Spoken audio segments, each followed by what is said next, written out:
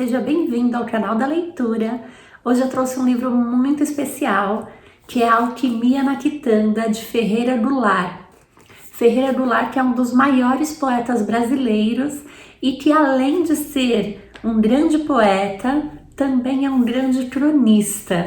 Então eu trouxe para apresentar esse livro de crônica, A Alquimia na Quitanda. É um livro que fala de artes, bichos e barulhos nas melhores crônicas do poeta.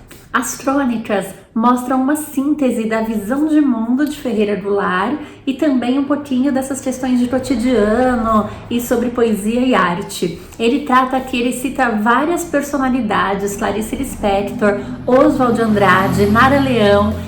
Então, em crônicas que ele vai contando, ele vai falando também dessas pessoas com as quais ele conviveu e tem memórias assim incríveis que fazem parte também dessas crônicas aqui produzidas para este livro. Ferreira Goulart tem assim essa peculiaridade de estar sempre se reinventando, então ele foi sempre aquele que esteve à frente de seu tempo.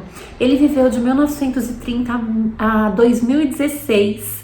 Eu tive o privilégio de, em 2016, assistir uma palestra de Ferreira Goulart na PUC de São Paulo, onde eu fiz o meu mestrado, e foi um congresso de língua portuguesa. Ele estava lá e foi lá que eu comprei esse livro, que inclusive eu tenho aqui o autógrafo de Ferreira Goulart, que na época fazia parte da Academia Brasileira de Letras e que trouxe assim uma contribuição incrível para minha formação. Eu queria compartilhar com vocês uma crônica super fofa. Eu falei que fala de bichos e tal. Eu sou mãe de uma filha assim apaixonada por bichos. Aqui em casa nós temos 4 cachorros, uma galinha, um peixe, 2 hamsters. E não temos mais porque não cabe, senão tem que sair os humanos para entrar os animais. E essa crônica, ela traz um pouquinho disso, de como esses pets acabam nos conquistando, né?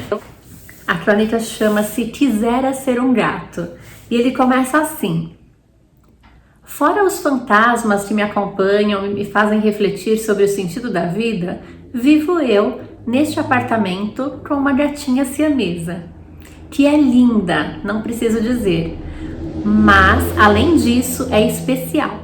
Quase nunca mia e quando soa a campainha da porta se arranca.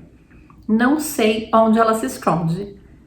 Ela é, portanto, muito diferente do gatinho que antes dela me fazia companhia e que se foi.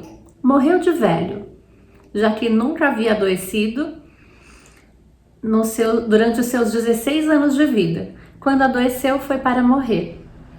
Não preciso dizer que fiquei traumatizado e não quis mais saber de outro gato. Amigas e amigos me ofereceram um substituto para o meu gatinho e eu respondia que amigo não se substitui. Os anos se passaram, a dor foi se apagando, até que um belo dia, minha amiga Adriana Calcanhoto chegou aqui em casa com um presente para mim.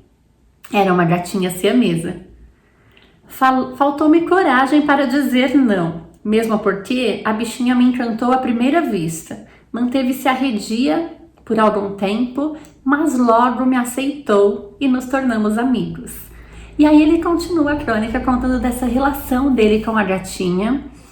Mas o título da crônica, essa parte do Quisera Ser um Gato, ele trata justamente de um tema assim super delicado pra gente falar muitas vezes, que é a morte. E ele disse que ele quisera, né, ele tinha esse desejo de ser um gato porque os gatos não pensavam sobre a morte, eles apenas morriam.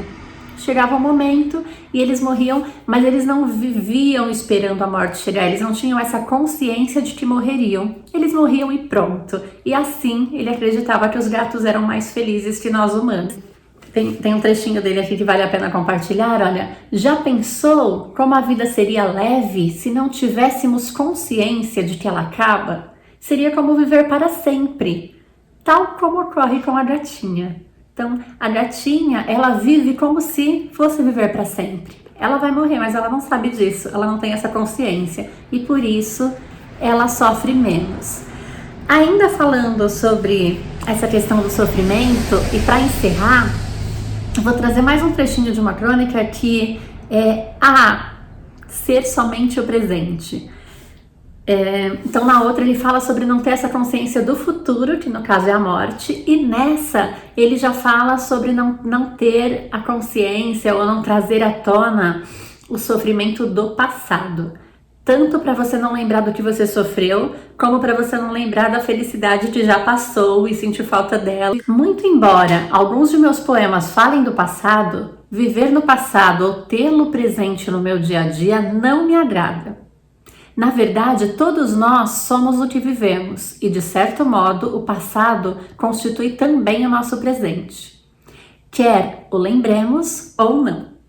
Mas, precisamente porque somos o que vivemos, trazemos conosco lembranças muitas vezes dolorosas, que de repente emergem no presente. Disso, creio que ninguém gosta, à exceção dos masoquistas. Para falar com franqueza, confesso que sofrer não é minha vocação. Embora nem sempre consiga escapar do sofrimento. Se puder, escapo. Creio mesmo que a vocação do ser humano, de todo ser vivo, é a felicidade. Isso é o que todos buscamos, na comida que saboreamos, na bebida que sorvemos, nos momentos de amor, no carinho, na amizade e na alegria de fazer o outro feliz. Sofrer não, só quando não tem jeito. E a lembrança do passado é quase sempre sofrimento. Ou porque voltamos a sentir a dor de outrora, ou porque relembramos a felicidade que houve e se foi para nunca mais. E aí ele continua aqui, é uma crônica um pouquinho longa, então eu vou parar nesse trechinho para o vídeo não ficar muito longo. Mas uma crônica que ele escreveu em 2012 e que trata dessa questão do tempo, como é difícil, né? Fugir, escapar do passado, dessas lembranças que nos assolam, enfim. E aí ele conta aqui também um episódio que ele encontra um amigo dele, que ele não lembra desse amigo, mas o amigo traz à memória uma lembrança do passado, enfim. E aí ele dá sequência aqui, mas fica essa lição de reflexão tão forte, tão gostosa, e de um dos maiores poetas do nosso país. Ferreira Goulart é minha dica de hoje desse livro de crônicas. Beijo!